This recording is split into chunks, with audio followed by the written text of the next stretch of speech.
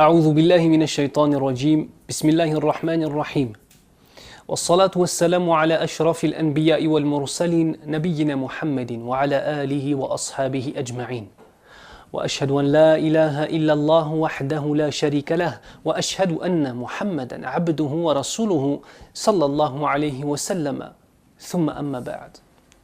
Allah Azza wa Jal dit dans le Coran al-Karim Bismillahir Rahmanir Rahim ووصينا الإنسان بوالديه حملته أمه وهنا على وهن وفصاله في عامين أن اشكر لي ولوالديك إلي المصير. Ce qui signifie nous avons recommandé à l'homme d'être bienveillant à l'égard de ses parents. Sa mère a enduré de multiples souffrances, wahnan ala wahn, en le portant en son sein, en le mettant au monde et en l'allaitant 2 années complètes jusqu'au sevrage. Sois donc reconnaissant envers moi, et c'est Allah Azza wa Jal qui dit sois donc reconnaissant envers Allah, en disant envers moi, et envers tes parents. Ce verset est un verset parmi des dizaines et des dizaines d'autres qui illustrent la relation la plus importante que puisse vivre un homme sur cette terre avec une des créatures d'Allah Azza wa Jal. Et je fais passer la mère et le père avant même l'épouse ou bien l'époux. Ceux qui t'ont donné la vie, mon frère. Ceux qui t'ont donné la vie, ma sœur. Les parents n'ont pas simplement un statut reconnu en islam. Les parents sont un élément fondamental de ce que tu es. Premièrement, ils t'ont donné la vie. Le prophète sallallahu alayhi wa sallam nous dit, dans un hadith, dans la traduction du hadith, un fils ne peut s'acquitter de sa dette vis-à-vis de son père à moins que, le trouvant esclave, il le rachète et le libère. Subhanallah. Allah Azza wa Jal, par la bouche de son prophète sallallahu alayhi wa sallam et lui-même à travers le Coran al-Karim, nous informe de réalités criantes. L'importance des parents dans notre vie de musulman. Alors on va laisser de côté les films « J'aime ma mère, j'aime mon père et je leur désobéis ». On va laisser de côté les illusions « J'aime ma mère, j'aime mon père et pourtant je ne fais que les faire pleurer et leur faire des soucis 24/24 ». On va essayer de parler simplement en étudiant un petit peu le verset que j'ai cité au tout début, un petit peu comment Allah Azza wa Jal nous décrit cette relation première qu'il y a entre l'enfant et ses parents. Allah Azza wa Jal dit donc, dans la traduction du verset, nous avons recommandé à l'homme d'être bienveillant à l'égard de ses parents. Hamalathu ummuhu wahnan ala wahn. Sa mère l'a porté en elle-même, difficulté sur difficulté. Toi mon frère ou toi ma sœur, qui a déjà été la cause du fait que ta mère verse des larmes, tellement tu leur as fait du mal, pose-toi la question. À ce moment-là, qu'est-ce que tu vaux? Ils sont ceux qui, lorsque tu étais malade avec toi. Lorsque tu avais une chose que tu mangeais qui passait de travers, leur visage changeait de couleur et d'expression.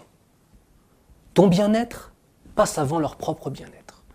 Ta mère et ton père ont tout sacrifié pour toi, sache-le. Tu es plus important pour eux que leur propre bonheur. C'est quand même extraordinaire ça. Et une personne qui n'a pas d'enfant ne peut pas comprendre cela. Même si cette personne-là est amoureuse, par exemple, d'une femme, un homme qui est amoureux d'une femme, il dirait non, moi je sais ce que ça veut dire. Non, après, tu ne sais pas ce que ça veut dire. Tu es animé par tes passions. Là, on n'est pas en train de parler d'être animé par un amour lié à des relations charnelles ou lié à des échanges intellectuels avec une femme de laquelle tu tombes amoureuse. On est en train de parler de ce qu'on appelle en arabe un fara', une partie de toi-même. Cette partie de toi-même, s'il fallait te sacrifier pour qu'il puisse vivre, tu le ferais. S'il fallait que tu sacrifies ton confort pour le leur, tu le fais. Et subhanallah, lorsque l'on a des enfants, c'est à ce moment-là qu'on se rend compte de la valeur des parents. Alors toi qui regardes cette vidéo, pose-toi la question. Combien de fois tu visites tes parents? Mais au-delà de ça, est-ce que tu as déjà fait pleurer ton père et ta mère? Et là, je voudrais faire une petite parenthèse. À une époque de ma vie, je me suis intéressé par rapport à l'écriture d'un livre qui n'est toujours pas fini malheureusement. On demande à Allah Azza wa Jal de faire en sorte que ce livre voit le jour. des fatawas spéciales, des questions de fiqh, de jurisprudence liées à la situation des hommes et des femmes en prison. D'accord? Donc je me suis intéressé à cette question. Et j'ai rencontré des frères qui étaient en prison, j'ai rencontré des frères qui avaient fait de la prison, des sœurs qui avaient fait de la prison, subhanallah, avec des témoignages que j'ai pu lire d'elles. Une chose m'a frappé, c'est que la première des choses dont ils parlaient, c'était la douleur de leur mère et de leur père. Il faut bien que la personne comprenne que lorsque tu commets un excès et que tu vas en prison, c'est ta mère et ton père qui rentrent en prison avec toi. Et ils vont encore plus mal le vivre que toi, tu as pu le vivre. C'est quand même extraordinaire, ça. Ça signifie que lorsque tu commets des actes, des délits, passibles de prison, de peine ferme, ou peu importe, passibles de prison, tu es en train potentiellement de mettre ton père et ta mère dans une situation de tristesse qui n'aura pas d'égal. Alors pose-toi la question, qu'est-ce que toi tu as donné à tes parents alors que eux ils t'ont tout donné? Combien de fois tu les as protégés alors que eux, depuis que tu as vu le jour, ils ne font que te protéger et te préserver? Qu'est-ce que toi tu as donné? Et pense à ce que toi tu as reçu. De même, dans un hadith extrêmement connu, un homme vint voir le prophète sallallahu alayhi wa sallam en lui demandant quelle est la personne la plus digne de ma compagnie. Le prophète sallallahu alayhi wa sallam de lui répondre ta mère, puis de lui dire et qui ensuite? Une deuxième fois, ta mère. Et qui ensuite? Une troisième fois, ta mère. Et qui ensuite? Ton père. La mère, subhanallah, wama adrak. La mère a un statut spécial en islam, parce qu'elle a un statut spécial vis-à-vis de l'amour qu'elle donne à ses enfants. Ils sont sortis de son corps, subhanallah. Hamalathu ummuhu wahnan ala wahn. Comme on disait tout à l'heure dans le verset coranique, elle a porté son enfant en elle-même, difficulté sur difficulté. Les difficultés de la grossesse, les difficultés de l'accouchement, subhanallah. Puis ensuite l'allaitement et tout ce qui s'ensuit. De même, Abdullah ibn Omar, radiyallahu anhu, était à la Mecque et il fut intrigué par la vision d'un homme qui portait une vieille femme sur son dos lors du tawaf. Il l'interpella pour lui demander qui est cette femme. Puis cet homme de lui répondre quelle est sa mère. Alors cet homme a l'occasion de parler avec un des plus grands imams, un des plus grands savants que cette terre n'ait jamais porté, qui est Abdullah ibn Omar. Il lui pose la question, est-ce que je me suis acquitté de la dette envers ma mère? Le fait de la reporter sur mon dos pendant tout le Hajj. Est-ce que maintenant je me suis acquitté de la dette de la grossesse, de l'accouchement et du fait de m'avoir élevé? Puis Abdullah ibn Omar, radiallahu anhu, du haut de sa sagesse et de sa compréhension profonde de l'islam, de lui dire « Tu ne t'es même pas acquitté, écoutez bien, tu ne t'es même pas acquitté d'un seul cri qu'elle a poussé lors de son accouchement. » Et dans une autre version, « Tu ne t'es même pas acquitté d'une seule contraction qu'elle a ressentie. » Sa mère sur son dos pendant tout le Hajj, et il ne s'est même pas acquitté d'un seul cri ou d'une seule contraction. Ça, c'est la réalité des choses. Ça, c'est la réalité des choses. Alors, voir aujourd'hui des hommes ou des femmes délaisser leurs parents, et ça arrive souvent ça avec des hommes qui, lorsqu'ils tombent amoureux, délaissent leurs parents, subhanallah. Des hommes qui, parce qu'ils sont amoureux, laissent leur mère, laissent leur père, c'est inacceptable et inadmissible. Des femmes qui, parce qu'elles sont amoureuses, laissent leur père ou laissent leur mère, de la même façon, c'est une chose qui n'est pas acceptable, subhanallah. On se doit d'être responsable et d'avoir conscience de la réalité des événements. Et la réalité des choses, c'est que nos mères et nos pères nous ont tout donné. Tout ce qu'ils nous demandent, c'est de ne pas leur faire de mal. Ça, c'est vis-à-vis des parents. Il y a encore tellement de choses à dire, subhanallah. Le mois de Ramadan est le mois, forcément, on va prendre des occasions de faire du bien. Parmi les choses bien, il y a le fait que nous avons souvent été séparés de personnes qu'on aimait, des amis, des gens avec qui on avait des relations fraternelles, ou alors des relations amicales, ou même parfois des frères et sœurs, des frères de sang et des sœurs de sang. Est-ce que tu ne penses pas que c'est le moment que tu pourrais choisir pour tenter de pouvoir te réunir avec eux, d'enlever les discordes et de pouvoir les retrouver? On appelle ça se réconcilier pour Allah Azza wa Jal. Tu ne vas pas te réconcilier parce qu'il avait tort parce que toi tu avais tort et que lui avait raison. Tu ne vas pas te réconcilier pour obtenir un bien de la vie d'ici-bas, de l'argent ou quoi que ce soit ou des avantages. Tu ne vas pas te réconcilier parce qu'il faut te réconcilier.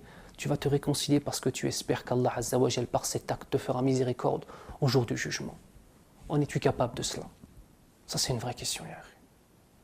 Le prophète sallallahu alayhi wa sallam nous dit dans un hadith extrêmement connu: La yu'minu ahadukum hatta yuhibba li akhihi ma yuhibbu li nafsi.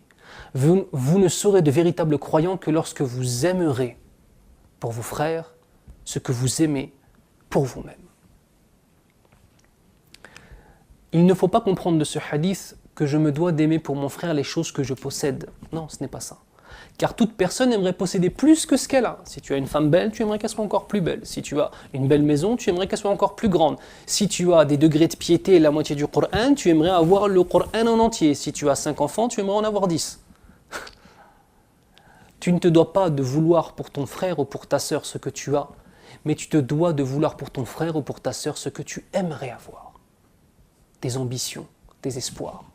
Tu te dois de le vouloir pour ton frère et pour ta sœur. Imagine-toi la relation d'amour intense que nous devons avoir entre nous. Al-Muslimu akhul muslim. Innamal mu'minuna ikhwa. Certes, les croyants n'ont d'autre vocation que d'être des frères. Cette communauté musulmane à laquelle tu appartiens, qui est unie non pas sur une ethnie, non pas sur des convictions politiques, non pas sur un endroit géographique qui les a reliés, mais qui est unie par rapport à une croyance. La ilaha illallah. L'unicité absolue d'Allah, Muhammadur Rasulullah sallallahu alayhi wa sallam, par la mission prophétique du prophète Muhammad ibn Abdillah sallallahu alayhi wa sallam. Qu'est-ce que tu aimes pour tes frères? Qu'est-ce que tu aimes? Vers qui tu vas te diriger? Est-ce que ces vidéos qu'on a fait ensemble, est-ce qu'elles te changent? Mais est-ce que tu as envie de changer? Est-ce que tu as envie de t'améliorer? Est-ce que les paroles que tu entends, les versets que tu entends pendant Salat Tarawih, pendant les durus auxquels tu peux assister, les conférences auxquelles tu peux assister dans la journée, ou maintenant avec cette vidéo, est-ce que ça a ramené des actions de ta part? Un changement? Inch'Allah, oui.